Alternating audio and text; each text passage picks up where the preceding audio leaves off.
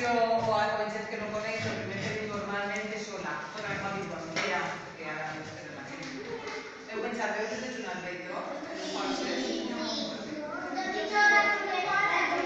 Clar, i què posa? Qui som? Sabeu qui som? Molt bé, perquè ho sabeu molt bé. Aitana Carrasco. I sabeu jo des que era... Bueno, aquí tinc un retrat. Això és un retrat que me vaig fer jo, més o menys, quan era com vosaltres, de xicoteta.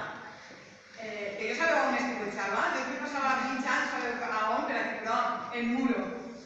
Jo soc un poc de Trasí, per això me diu Aitana.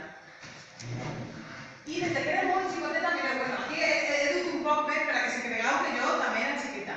I moltes vegades als xiquets se us oblida que els adults, quan fa molt de temps eren xicotets també. Des de xicoteta fins a gran. I jo des que era molt xicoteta, sabeu què és el que més m'agradava de tot? Dibuixar. Molt bé. Dibuixar, bueno, diverses coses. El que més m'agradava era dibuixar, llegir, una altra cosa que se fa escriure i inventar, que és una manera d'escriure en el cap. Tu t'inventes coses, no les escrius, però és com si les escrigueres. I dibuixava de tot. Mireu, jo estava en la casa i dibuixava, esta és ma mare, que també té molt llenguatge com jo, i la dibuixava, perquè jo estava en casa, m'avorria, perquè abans no teníem tantes coses com ara, no teníem mòbils, ni ordenadors, ni tele, ni a casa ensinant. Sí que existia, també ella, però jo no tenia.